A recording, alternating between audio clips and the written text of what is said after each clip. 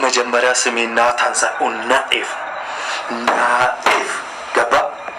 ሲቀጥል እኔን ስታወራኝ ቃላቶች ማትመርጥ ከሆነና ስታወራኝ ማትለማመጠኝ ከሆነ ስልኩን ለመዝጋት እገደዳለሁ።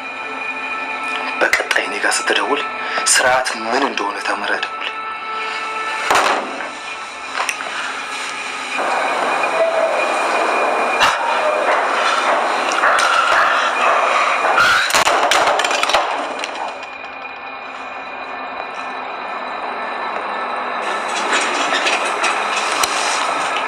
አማራጭ አጣ ይመስለኛል። ቢሆንም ግን ያፌት የሚታመን ሰው አይደለም።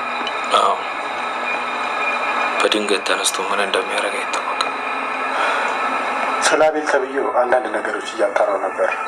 እንዴት ነው? አንተ ምን ያህል ታውቃለህ? አይ ብዙም አላውቀውም፣ በቅርብ ነው ያወቅኩት። ሰላም ጤና ይስጥልኝ ውድ ተመልካች፣ እንዴት ናችሁ? እንዴት ዋላችሁ? ወይስ እንዴት አመሻችሁ? ወይስ እንዴት አደራችሁ?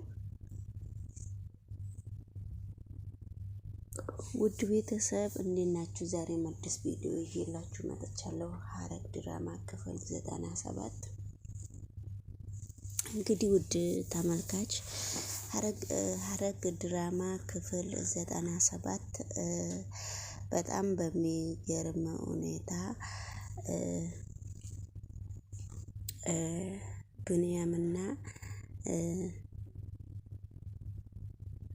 ብንያምና ገኒ አብረው ቁጭ ብለው እየተወያዩ ነው። ገኒ ተሽሏት ወደ ጉልቴ እሄዳለሁ ብላ ተነስታለች። እንግዲህ ደግሞ ሉሊትና የቤዛ ጓደኛ ፔስት ተገናኝተው ሉሊት በጣም ቤዛ መጥፎ ነች ብላ በጣም እያንሾካሾከችለት ነው። ውድ ተመልካች እነሱ ደግሞ ስፖርት እንሰራለን ብለው ውጪ ወጥተው ሲመጡ ያው የተፈቃቀሩም ይመስለኛል። እኔ አላቅም። ሉሊትን እጅሽን ምን ሆነሽ ነው? በጣም ምንድነው ችግሩ ብሎ ሲጠይቃት እጄን ምንድነው ኩተለችው ብቻ የሆነ ነገር ብላው ነው። በጣም በሚገርም ሁኔታ መልስ መልሳለታለች። አንተ ከቤዛ ጋራ እዚህ አንተ ቤዛን አፍቅረህ ከሆነ ቤዛ የናቲ ነች። በጣም ይቅርታ፣ ቤዛ የናቲ ነች። ናቲ ፊት ነስቷት ነው እንጂ ናቲ ፊት ቢሰጣት በጣም እነሱ ጥሩ እንትን በቃ ሮጣ ነው ወደሱ የምትሄደው። በጣም መጥፎ ነች። የምትሆንህ ልጅ አይደለችም፣ የሚሆንህ ቤተሰብ አይደሉም ብላ ሉሊት ለአዲሱ ጓደኛዋ በጣም እያንሸካሸከች ነው። ደግሞ እንደዚህ በቃ ከሉሊት ላይ ከሱ ላይ ፊት ስታጣ ሉሊት ነች እንደዚህ ያለችኝ ብለክ እንደታወራ እያለችው ነው። ውድ ተመልካች እዚህ ቪዲዮ ላይ የምታዩት ህይወት ነው። ሄዋን ታግታለች እና እንግዲህ ሴቶቹን በጣም እያሰቃዩ ነው። እዚህ ጋር ሴቶቹን እያገቱ ማለት ነው። እና ናታ ደግሞ በጣም እየፈራ ቢሮ ተደብቆ ሄዶ ተጠንቀቅ፣ እሱና ያፌት ተደዋውላል ማለት ነው። ያፌት ላይ ስልኩን ዘግቶ በትክክል በድጋሚ ስትደውል በትክክል ታወራኛለህ በሚል ሁኔታ ነው የዘጋው። እዚህ ጋር የታገቱ ሴቶች እርስ በራሳቸው በጣም እየተባሉ ነው ጋይስ። እንግዲህ ኤፍራታና ጽዮንም እየተደዋወሉና ኤፍራታ ቤት ያ ቢንያምን ያገደ ልጅ እዛ እኖራለሁ ብሎ የያፌት ፋሚሊ ነው መሰለኝ ኤፍራታ ቤት መጥቶ ኤፍራታ ደግሞ አይሆንም ተነስተህ መውጣት ትችላለህ ስትለው ተነስቼ መውጣት ብቻ ሳይሆን አንቺም እሱ ጋር ደዊ እኔም ፖሊስ ጋር እደውላለሁ ጎን ለጎን ወይኔ በበረንዳ አወራለሁ አንቺ እዚህ አውሪ ብሎ ዛቻ አርግቶባት ሄዷል። እንግዲህ ኤፍራታ ቤት ውስጥ እንደሚኖር ለምን እንደጨነቃት አልገባኝም። እና አልገባንም። እንግዲህ በሚቀጥለው ቪዲዮ እስቲ ሁኔታውን እናያለን። ቢንያምና ገኒ የገኒ ልጅ በጣም እየተመካከሩ ነው። ገኒ ሰላሟ እንዲመለስና በሰላም እንድትንቀሳቀስ ነው የምትፈልገው። ገኒ ጭንቀት አትፈልግም። ቢኒ ደግሞ ማስጠንቀቂያ ሰጥቶታል። ማን ነው ለገኒ ልጅ ስሙ ብዙም አይገባኝም። ከጽዮን ጋራ እንዳይደዋወሉ ነው የሚፈልገው። ለምን ጽዮንን በጣም አይፈልጋትም ይመስለኛል። እና እዚህ ጋር ደግሞ ቁጭ የሚሉት ሲሉ የሁሉም ሰው አንድ ቦታ ሆነስ በጣም ሳለቸኝ እያለች ነው። ቤዛ እንግዲህ በጣም ጨንቋታል። ቤቱ ጭር ጭር ብሏል። ሁሉም ሰው ስለወጡን መሰለኝ። ውድ ተመልካች እንግዲህ ሁሉም ሰው ደስተኛ ሆኖ በአሁኑ ሰዓት እየኖሩ አይደለም። ሁሉም በየቦታ ጉርብ ይዘው አሁን ለምሳሌ ሉሊት ያለችበት ቤት ቤዛና ሉሊት ብቻ ናቸው አብረው ያሉት እንጂ ቤዛ፣ ሉሊት፣ ጽዮን እነኚህ ናቸው እንጂ ብዙም ሰው ቤት ውስጥ ያለ አይመስለኝም።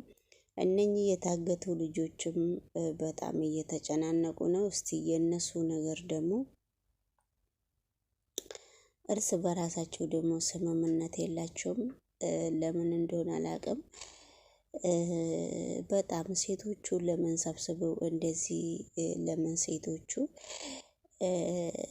ታሽገው እንደዚህ እዚህ ድራማ ውስጥ እንደሚገቡ እኔ እዚህ ጋር ብቻ አልገባኝም። ሌላው ጭውውት ነውና እንግዲህ ሌሎቹን እኔ ባላቃቸውም ህይወት እዚህ ውስጥ አለች። ህይወት ደግሞ እየተፈለገች ነው። ቤዛ እንግዲህ እያመለከተች ነው። ፖሊስ ጣቢያ ዛሬ ራሱ ሄዳለች። አናቅም እንግዲህ ችግራቸውን የራሳቸውን ችግር እነሱ ናቸው የሚያውቁት ማለት ነው ጋይዝ። እና ላይክ አድርጉ ይሄንን ቪዲዮ ላይክ እና ሼር። እዚህ ጋር ያፌትና ቢን እንትና ሲደዋወሉ ነው። ያፌትና ማን ነው ይሄ ናታ ሲደዋወሉ ያፌት ኤፍራታ ላይ በጣም መላሳ ብስቷል።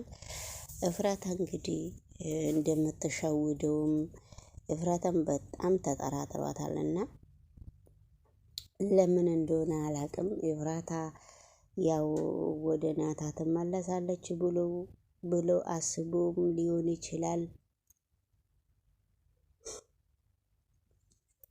ምንም የእሱ ሁኔታ አልገባኝም።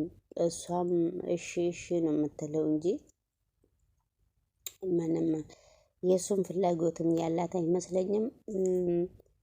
እንደገና ደግሞ ሲቀጥል እንትን ነው ምንድነው ወረቀት ትፈርሚያለሽ፣ ወረቀት እዛ ትልቅ ድርጅት ውስጥ ስለገባሽ ትልቅ ስራ ስለገባሽ ተፈርሚያለሽ ስላት አይ እኔ መሄድ አልችልም ብላ ስትናገር ምን ነው ድሮንም አንቺ ጎትኩተሽ አይደለ እንዴ ወደ ስራ እሄዳለሁ ያልሽው ስላት በቃ አሁን ያመኛል እኔ አልሄድም እሷ ስትል ወደፊት